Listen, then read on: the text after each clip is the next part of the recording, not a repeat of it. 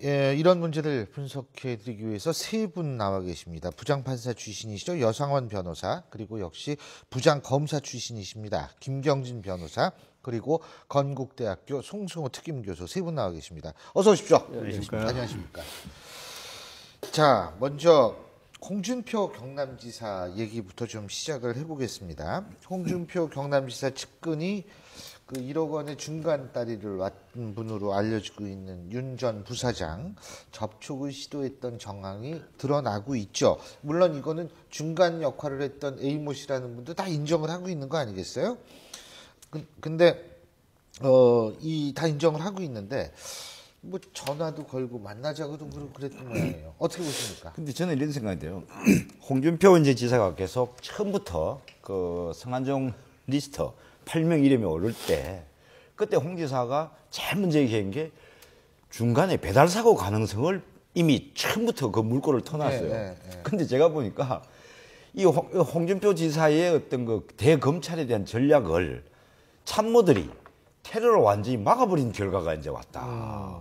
뭐냐면 이런 거 아닙니까? 조금 전에 진행자 말씀하시다시피 홍준표 지사의 측근들이 돈 중간에 전달자인 윤모 씨를 만나가지고 1억 전달을 뭐 보좌관에게 홍 지사를 만나러 와서 사무실에 못 만나서 보좌관한테 전달했다고 하면 안 되겠느냐.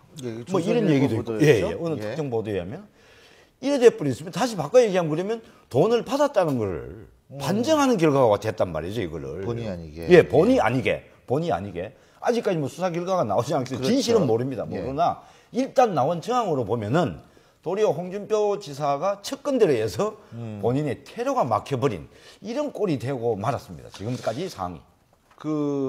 뭐 부인하기 어려우면 경선 살림에 보탰다고 하면 되지 않느냐. 방금 CG에 나왔었죠.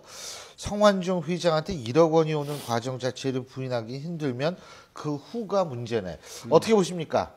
그러니까 홍 지사 측에서 이 사건이 이제 터지고 지금 상당 기간이 흘렀는데 대비를 홍 지사는 모르고 홍 지사의 밑에 사람이라 이런 사람들이 받아가지고 바로 이것을 경선 자금을 썼다고 하자.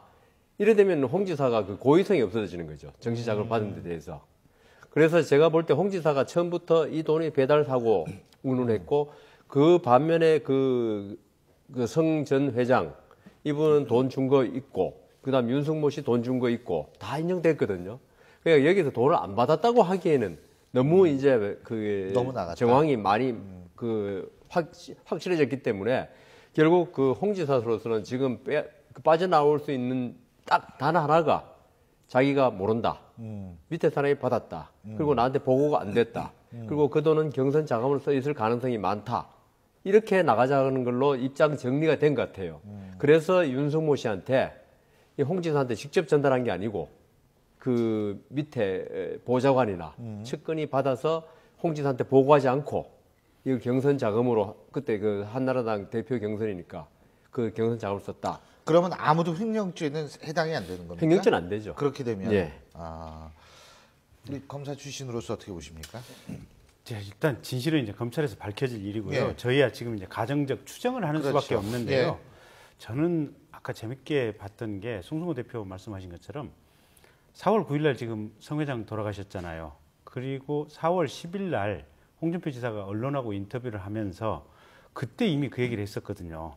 그러니까 혹시 주변에서 받았었는지는 모르겠다. 근데 저는 그 얘기가 왜 이렇게 빨리 나오나. 그러니까 보통은 돈을 안 받았다면 사실 노발대발 해야 되거든요. 우리 돈 받은 적 없다. 그 턱도 안 되는 소리다. 이렇게 부인해야 맞는데 그래서 만약에 그러니까 홍 지사 쪽에서 돈을 받았다면 홍 지사가 받았다면 머릿속으로 그때 그 순간에 세운 전략이 큰 틀에서 이런 전략이 아니었을까. 그래서 홍 지사 본인은 빠져나가고 밑에 있는 중간 사람이 돈을 받은 것으로 해서 정리해가는 이런 방식의 어떤 전략을 채택하지 않았을까 그런 생각은 드는데요. 어쨌든 검찰에서 밝힐 부분인 것 같고요. 근데 이게 그러면 이제 중간에 있는 분들이 왜 지금 이 측근이라는 두 분이 왜 윤모 씨한테 그렇게 접근해서 어떤 짓을 했을까 그런 부분도 조금 궁금한 부분인데 생각해 볼 수 있는 것들이 이게 지금 이 윤모 씨도 같은 캠프 내에서 어쨌든 홍보 책임자로서 같이 일을 했었잖아요, 보면. 그러면 그 측근들은 홍 지사 주변에 정말 가깝게 있는 사람들이고 그래서 홍 지사 도지사 되고 나서 자리를 얻었던 분이고 윤모 씨는 자리는 못 얻었지만 어쨌든 같이 뭔가 활동을 했던 사람이고 그래서 굉장히 친밀하게 지냈기 때문에 친밀하게 지냈던 사람들이니까 어떻게 어느 정도 얘기가 통할 수 있다고 생각하지 않았을까 그렇게 지금 보고 있습니다. 한번 그런데 그럼 여기에서요 이 홍준표 지사 측근 A 씨 그러니까 전화를 했던 분으로 알려진 분이죠. 이분과 홍준표 지사의 해명 직접 한번 화면으로 만나보시죠. 이 국면에서 내가 어떤 역할을 해야 되겠다라든지 할 수밖에 없겠구나 소리 넣지는잖아요. 둘 다 안 다쳤으면 좋겠다라는 생각은 뭐 만나지는 못했다는 거고 전화 통화를 했다는 그로 내가 들었는데 말하자면 내가 그런 이야기를 했어요. 엄중한 시점이다. 엄중한 시점이기 때문에 오해할 수가 있다. 통하지 마라. 그래 이야기를 했습니다. 나를 걱정하는 사람들이 진상을 알아보기 위해서 만났을 수가 있습니다. 근데 그것을 회유운운하는 것은 그건 좀 과합니다. 예, 회유운운하는 것은 과하다. 홍준표 지사의 입장입니다. 어떻게 보십니까? 근데 저게 회유가 아니면 그러니까 본인은 회유는 아니고 진상을 알아보는 과정이다라고. 그리고 이제 A 씨는 그거 아니야 안부 전화 오래간만에. 그렇죠. 예. 예. 근데 문제는 이제 이 윤모 씨가 지금 명확하게 진술을 하고 있는 거 아니겠습니까? 예. 이렇게 얘기해 줄 수 없느냐. 그래서 홍 지사 없는 자리에서 보좌관한테 줬다고 얘기를 해줄 수 없느냐라고 타진을 했다는 거 아니겠습니까? 근데 윤모 씨 그 얘기가 거짓이라면 홍 지사 얘기가 맞을 수 있겠으나 윤모 씨 얘기가 사실이라는 전제하에 선다면 결국은 저게 회유가 아니고 뭐가 회유인지. 예. 네. 이런 생각이 들어요. 예. 지금 저 홍준표 지사의 측근들 이 자칫하면은 측근들까지도 이 사건에 굉장히 깊이 연루될 사법적 연루가 될 가능성이 가능성이 있다. 높다. 왜 그러냐면은 중간 돈의 전달자는 윤모 씨 때문에 그래요. 윤모 씨는 우리 다 알다시피 이제 기자 출신이에요. 언론계 네, 출신이고 맞습니다. 언론계 출신은 일반인과 달라가지고 증거 확보를 아주 굉장히 중요시 여기는 사람이에요. 녹취가 있다는 그렇죠. 언론이 그러니까 지금 계속 윤모 나오잖아요. 씨 예. 입장에서는 이미 녹취를 했다는 거 아니에요. 그럼 그 녹취 내용에 이거는 이제 윤모 씨 측의 주장입니다. 내가 이 홍 지사의 측근들이 자기한테 홍 지사한테 사무실에 돈을 주려고 오니까 의원회관에 707호 오니까 홍 지사가 없어서 보좌관한테 줬다라고 얘기해주면 안 되겠느냐라고 얘기를 했다는 거예요. 예. 그렇다면 그 부분이 만약에 윤모 씨가 녹취록을 가지고 있다면 그야말로 조금 전에 우리 김 변호사님 말씀하신 대로 홍준표 지사 측근들은 회유 이 부분에 대해서는 빠져나갈 방법이 없고 그러고 또 지금 언론을 통해서 이분들이 해명하는 것은 그냥 안부 전화만 했다 이렇게 하고 있는데 이것이 나중에 다 지금 수사 과정에 증거로 다 채택이 된단 말이죠 이게. 그렇다면 홍준표 지사 측근이 말이 안 맞다면은 이분들도 자칫하면은 사법 처리까지도 갈 수 있는 맞다면 예. 위험이 있는 거죠. 지금 송 교수님이 말씀하신 그거를 토대로 녹취가 있다라고 가정을 했을 때 요새 세상이 어떤 세상입니까? 이 스마트폰이면 이거 하나만 누르면은 녹취가 다 되는데 그걸 몰랐을까요? 그러면서도 그렇게 전화 어떻게 보세요? 그 만일 그거는? 녹취하는 걸 몰랐다면은 아까 말씀드린 하신 대로 혹시 평소에 친하지 않았나 이 정도 말을 그 죄의식 없이 좀 우리 홍 지사를 위해서 우리가 좀 도와주자. 도와준다는 게 꼭 또 좋은 뜻은 아니지만은 이때는 나쁜 뜻인데요. 거짓말을 해서라 도와주자. 이렇게 말해도 되는 걸로 생각했던 것 같아요. 근데 지금 회유가 그 범죄가 되는 건 아니고요. 결국 증거인멸이 되느냐 안 되느냐 그 문제거든요. 이게 이 A 씨의 그 행동이 증거인멸이 되느냐 이 부분에 관해서는 왜냐하면 증거인멸죄가 좀 형도 높고 엄격하지 않습니까? 그래서 이 부분에 대해서는 과연 꼭 증거인멸이 되겠냐? 도덕적으로 나쁜 건 맞아요. 그렇지만 증거인멸이 되냐 여부에 대해서 앞으로 좀 판단해 볼 문제가 있는 것 같습니다. 제 생각에. 증거로서는 효력이 가능하고요. 증거로서는 가능하죠. 증거로서는 충분히 이렇게 녹취가 돼 있다면 결국은 홍 지사가 이 돈을 받았기 때문에 그걸 무마시키기 위해서 한 것이 아니냐는 강한 추정을 불러일으키니까 이 홍 지사의 정치자금법 위반에 대해서는 증거가 되는데 이 A 씨의 그 증거인멸죄에 관해서는 좀 세밀한 검토가 필요하다 그렇게 생각합니다. 그러니까 이런 부분도 있을 수 있어요. 예. 자, 홍 지사 측근이 예. A 씨 외에 예. 또 다른 제3의 인물들이 윤 씨에게 연락을 해서 가능성도 충분히 제기될 수 있어요. 그렇다면 측근들이 똑같은 이런 비슷한 얘기를 해온단 말이죠. 이 부분은 사법적인 판단에서 문제가 있을 수 있고 제가 저는 뭐 법률가는 아니지만 어쨌든 홍준표 측근들이 조금 제가 볼 때 너무 성급했어요. 윤모 씨한테 하는 게 왜냐하면 지금 윤모 씨는 돈이 자기가 받은 거는 자기도 다 시인했어요 이제. 그렇죠. 자기까지 돈은 와 있어요 지금. 성한종 회장이 돈이 와 있는데 이 돈이 전달이 안 됐다고 하면은 잘못하면 자기가 덮어 쓸 상황이 지금 와 있는 거예요. 이런 상황에 와 있는 사람에게 평상시에 지냈다고 한때는 동지였다고 쉽게 말을 하고 접근을 한 그 자체가 너무 성급했다. 그러니까 그런 생각이 성급이라고 드는 볼 수도 있고요. 사실은 워낙 다급했다라고 볼 수도 있는 것 같아요. 정급이나 당급이나 그분급이네요. 그분급이에요. 예, 그분급이네요. 예, 예. 그럴 수 있죠. 근데 지금 우리가 전화 얘기하고 다급, 성급 얘기했는데 전화가 또 문제가 되는 분이 또 있습니다. 이완구 총리인데요. 이완구 총리 측이 서울 일선검찰청 사무국장 검사 네. 부장검사 출신이니까 사무국장님은 일반직이죠. 예, 예, 검사는 아니죠. 검사는 아니고요. 일부 근데 수시로 전화를 했다. 근데 뭐 이게 은밀하게 알아보려는 의혹이 제기되는 것 같, 뭐 이런 얘기가 나오는데 일반인 사무국장도 수사 진행 상황을 알려면 알 수 있나요?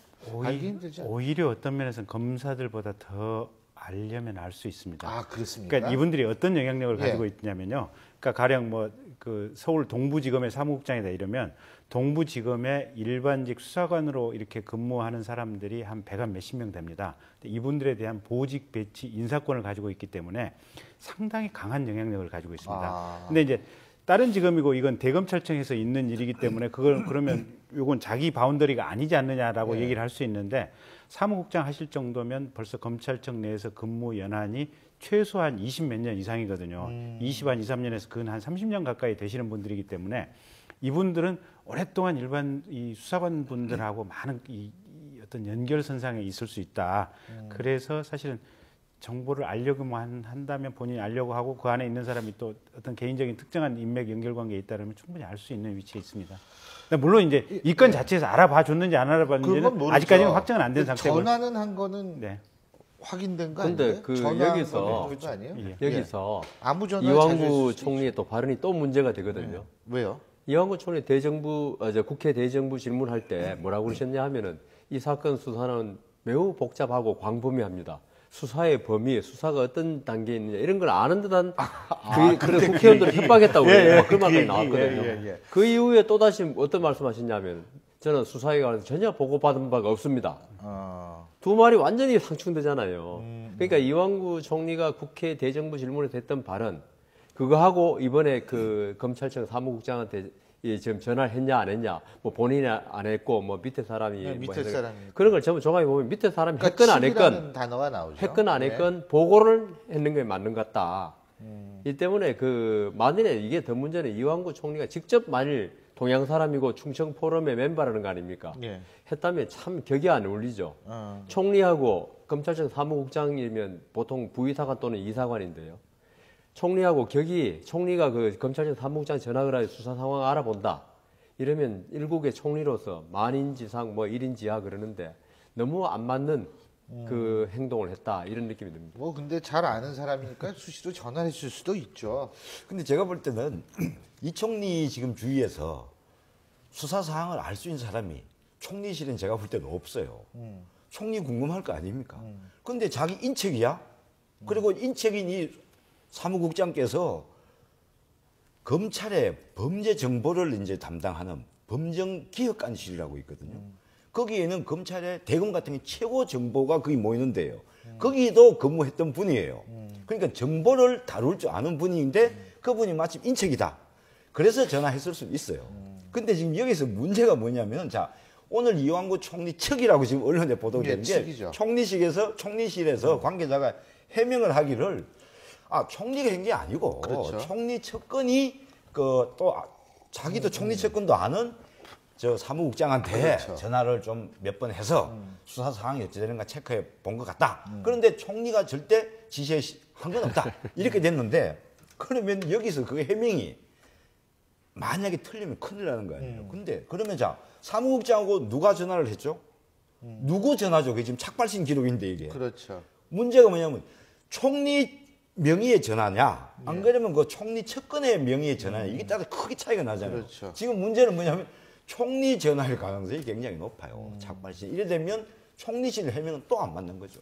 그러니까 이게 조금 이제 총리께서 하시는 운동이 벌써 이제 신뢰를 잃어버리는 게, 그리고 이 사건에 대해서도 그냥 한쪽으로 그냥 믿고 싶은 마음이 생기는 게, 지난번에 지금 태안군 의회 부의장이라는 의원들하고 뭐 15차례 통화를 시도했다. 12번, 3번입니다. 예, 뭐 그런 각자. 그런 얘기들이 뭐 확인이 된 게 있고, 또 국회에 있는 5급 비서관이 전직 운전기사 상대로 해가지고 여러 가지 뭐 통화 시도했던 흔적들이 있지 않습니까? 그러니까 이것도 같은 맥락에서 보면 그냥 맞아 떨어지네, 그냥 쉽게 이해가 되거든요. 근데 총리실에서 오늘 해명한 부분은 또 그냥 그 자체만 가지고는 또 방금 송 교수님 말씀하신 대로 또 좀 그래요, 보면.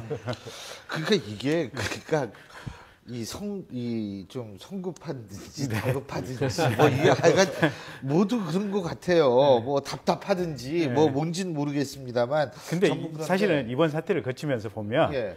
이게 유정복 시장이나 서병수 시장이나 이분들은 사실 입 자물쇠로 딱 닫고 있잖아요, 보면. 오히려 이병기 실장 같은 경우가 제일 보면 제일 적극한 해명 자세인 것 같아요.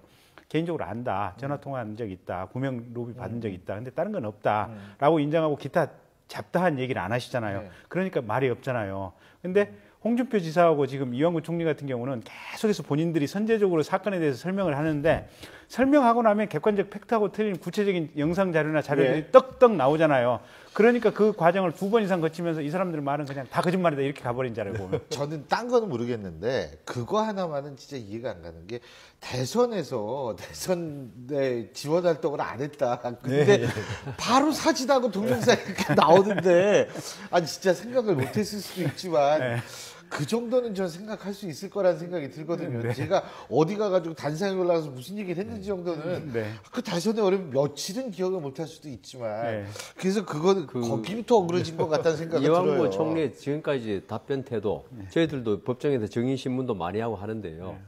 대체로 그 뭔가를 숨기려고 할 때 이런 현상이 많이 나타나더라고요.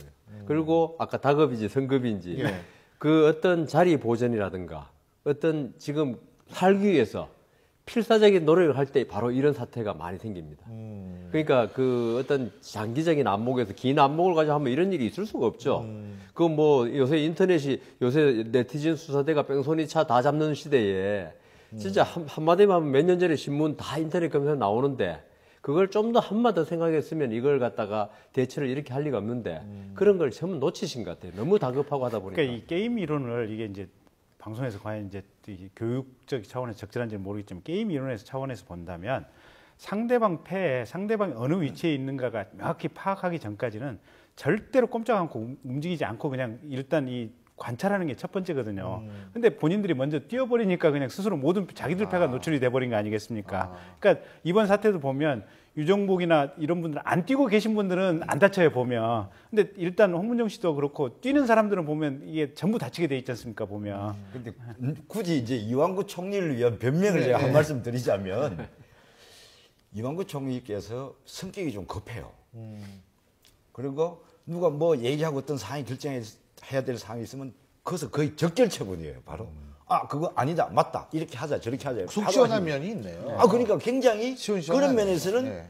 강력한 어떤 카리스마가 있어요. 있는데 문제는 뭐냐면, 이게 계속 꼬리에 꼬리를 물 상황 같으면은, 아, 그래, 내 지금 잘 판단 안 되는, 좀 더 생각해보자. 이렇게 한 템포를 죽이셨으면 이렇게까지 꼬이진 않았을 거예요. 너무 급하셔가지고 제가 볼 때 단정적으로 말씀하시다 보니 이런 문제가 생겨요. 오히려 보면 저는 이런 생각 들어요. 그러니까 이게 그냥 이건 가설인데요. 네. 만약에 이 총리께서 그 3천을 받았다면 그냥 성질 급하게 화끈하게 나 그거 받았다, 나 잘못했다, 선거 때 뭐 어쩔 수 없는 상황이었다, 국민들께서 용서해 주시면 좋겠다라고 한다면 당장에 몇 년은 쉴지 몰라도 몇 년 후에는 혹시 제기가 가능할 수도 있는 문제예요, 그럴 가능성이 보면. 높죠. 예, 근데 지금 이 사태를 거치면서 혹여 기소까지 되고 이런다면 사실은 본인은 완벽하게 제기 불능 상태로 가거든요. 그러니까 성질 급하다 했을 때 첫 단추를 정확하게 잘 끼셔야 되는데. 근데 정치하시는 분들은 이게 성질 급한 분들이 아니에요. 저는 정치하시는 분들은 다 이렇게 좀 이렇게 속으로 삭히고 좀 이렇게 두고 보고 이럴 줄 알았더니 그렇군요. 자, 우리가 다음 주제는 조희연 서울시 교육감에 관한 문제입니다. 제가 오늘 방송 서두에도 말씀을 드렸죠. 일단 화면으로 함께 보시죠. 곧 똑바로 항소해서 저의 무죄를 입증하도록 노력하겠습니다.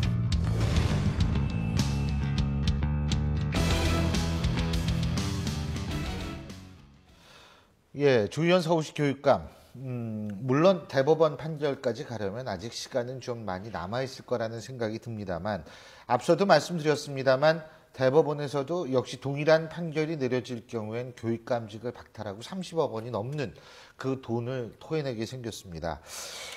이게 서울시 교육감, 서울시 교육청이 어디 있죠? 거기 터가 안 좋은가? 왜 그렇게 계속 해가지고 이 문제가 되는지 모르겠어요. 네. 예? 근데, 자, 일단은 고승덕 변호사하고는 지난번 교육감 선거에서 함께 붙었었죠. 바로 고승덕 변호사에 대한 허위 사실 공표, 바로 이 혐의에서 재판에 넘겨졌고 결국 벌금 500만 원이 선고가 된 건데요. 먼저 저희가 얘기하기 전에 문제가 된 발언 직접 한번 들어보시죠. 조희연 캠프가 받은 제보에 따르면 고 후보는 두 자녀를 미국에서 교육시켜 미국 영주권을 보유하고 있으며 고 후보 자신 또한 미국에서 근무할 때 미국 영주권을 보유하였다는 것입니다. 예. 그러니까 예. 저게요. 지금 대법원 판결이 어떻게 날지는 모르겠는데 조금 재밌는 게 선관위에서는 일단 행정적으로 지금 주의 처분하고 끝났던 사건이거든요. 맞습니다. 주의 경고 처분입니다. 예, 그리고 경찰에서는 저걸 검찰에 무혐의견으로 송치를 했었어요. 맞습니다. 근데 검찰에서 공소시효 마지막 전날까지 고민을 하다가 기소를 했었고, 근데 법원에서 지금 배심 재판을 했는데 배심은 전원이 유죄가 맞다라고 판정을 했었고요. 근데 유죄가 되면 허위사실 공표는 법정형 최하한이 500만 원입니다. 그래서 무조건 유죄가 인정되는 순간 500만 원 이상 선고될 수밖에 없는 그런 구조인 것 근데 같고요. 원래 이거 박탈은 100만 원 이상이면 다 그렇습니다. 박탈되는 거죠. 예, 그래서 허위사실 예. 공표는 인정되면 무조건 박탈이군요. 박탈이고. 예. 근데 이제 저게 이런 것 같아요. 조희연 교육감 쪽에서는 자기는 고승덕 후보가 미국 시민권자라고 단정적으로 얘기한 바는 없다. 그런 제보가 있으니까 그걸 명확히 밝혀라라고 촉구를 했다. 근데 그게 뭐가 죄가 되냐? 지금 이런 얘기인 것 같고요. 반면에 이제 검찰의 논리는 이제 기소하고 법정에서 유죄 판결을 받은 논리는 이런 것 같아요. 저렇게 기자회견을 한번 해서 이렇게 촉구가 가니까 고승덕 후보 측에서 이메일을 보내왔대요. 예. 그러면서 나 미국 시민권자 아니고 그 점에 대해서는 당신이 오해하고 있으니까 그 얘기 더 이상 하지 마라. 라고 이제 이메일을 보내왔는데 그 후에 이틀에 걸쳐서 두 번 더 이 방송 인터뷰를 하면서 똑같이 계속해서 밝혀라라고 얘기를 했고, 그러니까 그때 이제 고승덕 후보가 그 미국 대사관 무슨 확인서인가 하고 이거를 다시 이메일 자료로 보냈대요. 그리고 나니까 조희연 후보 측이 그럼 우리가 착각한 것 같다라고 하면서 더 이상 인터뷰나 의무 문제 제기를 안 했다는 거예요, 보면. 그래서 저게 그러니까 촉구하는 것에 초점을 둘 것이냐, 아니면 지금 고승덕 후보가 한 번 아니라고 얘기를 했으면 그걸 믿고 더 이상 어떤 이 폭로성 요구를 안 했어야 되는데 계속 요구를 한 것 자체가 허위사실 공표로 준해서 볼 수 있느냐, 이게 쟁점인 것 같은데, 배심원들은 한 번 이메일 이렇게 보내왔으면 더 이상 얘기 안 했어야 되는데 계속해서 했으니까, 그래서 그 정도면 허위사실 공표에 준해서 볼 수 있다라고 해서 유죄 판결이 난 것 같아요. 제 예. 생각에도 네. 이거는 그 어떤 이 조희연 지금 그때 후보 때죠. 어떤 고의 문제가 아닐까. 그러니까 이게 단순하게 뭐 선거 때가 아니고 평시라면 뭐 명예훼손의 끝이고 뭐 어떻게 될지 모르겠지만은 선거에서 이 말 하나가 얼마나 선거 투표권자들한테 영향을 주는 것인가 본인도 잘 알고 있거든요. 그리고 지금 제가 볼 때는 고승덕 후보가 미국 시민권이 있습니다가 아니고 있다고 알려왔습니다. 그렇지만 제 생각에는 이거는 그런 간접 합법을 통한 그 사실을 갖다 이야기하는 거죠. 예. 그래서 전체적으로는 이 조희연 후보가 선거의 어떤 승기를 위해서 이런 걸 이용했다고 밖에 볼 수 없다는 게 아마 배심원단하고 그다음 재판부에게 영향을 준 것 같습니다. 예. 근데 제가 짤막하게 한 말씀 보태면은 이번 기회에 지금 법률적인 문제는 두 분이 말씀해 주셨으니까 이번 기회에 진짜 교육감 선거제도 이거 다시 한번 생각해 봐야 될 것 같아요. 지난번에 지금 서울시 교육감 같은 경우에는 선거 앞에 지금 광노영 전 교육감이 이제 또 교육감직을 박살당했어. 국고보조금이 지금 33억이 지원됐는데 거의 지금 이게 환수가 안 되고 있다는 거 아닙니까? 교육감이 또 이제 그 앞에 또 있고 그랬죠. 이게 전부 국민의 세금인데 언제까지 이런 걸 계속 되풀이해야 되느냐. 그리고 특히 교육감이 저렇게 법률적 공직선거법을 어겨가지고 중간에 도태하게 되면은 교육감에 대한 상징성이 얼마나 중요한데 이게 우리 애들이 뭘 보고 배우겠습니까? 이 부분에서 빨리 정치권에서 이제는 조금 더 폭넓게 아마 선거 제도를 좀 의논을 해봐야 될 때라고 봅니다. 한마디만. 예, 드릴게요. 그럼요. 저게 만약에 이제 대부분까지 가서 확정이 된다면 앞으로 선거 출마하는 후보자들, 뭐 국회의원이건 지방선거건 굉장히 선거운동할 때 의문제기 조심해서 하셔야 될 것 같아요. 한 번 했는데 나 아니다라고 얘기를 하면 확실한 증거가 있지 않는 한 더 이상 의문제기하면 굉장히 본인이 리스크에 있으니까 앞으로는 정말 의혹 제기할 때 조심조심해서 해야겠다. 아마 그런 선례가 되는 긍정적인 판결입니다. 면은 예. 그렇게 되면 이제 정책으로 대결하라 이거죠. 이렇게 남에 대한 어떤 의혹 제기로 이기를 생각하지 말고 정책으로 거의 오히려 제 일면에서는 긍정적인 면도 있다고 봅니다. 그렇게 하는 것이. 근데 지금 우리나라 지방자치법에도 예. 그 자치 광역시도의 교육은 광역자치단체장이 책임지게 돼 있어요. 지금 교육감을 선거하는 것은 어떻게 보면은 현행 지방자치법과도 배치되는 부분이 있을 수도 있어요. 그러니까 제가 말씀드린 대로 빨리 좀 이 교육감 선거 제도를 재정비했으면 좋겠다 하는 게 제 의견입니다. 예. 아니 그리고 교육감 선거에서 법정 선거 비율이 30% 훨씬 넘잖아요. 그래가지고 제가 아는 교수분도 교육감 선거에 나왔다가 떨어졌거든요. 진짜 그분 TV 광고도 하고 막 그랬어요. 그죠? 한참 전에. 아직도 회복이 안 돼요. 쭉 망해가지고. 그렇죠. 예? 그러니까 그 부분도 사실 우리가 좀 생각해봐야 된다는 그런 생각도 듭니다. 예, 예. 오늘 세 분 말씀 여기서 줄이겠습니다. 고맙습니다. 고맙습니다. 예.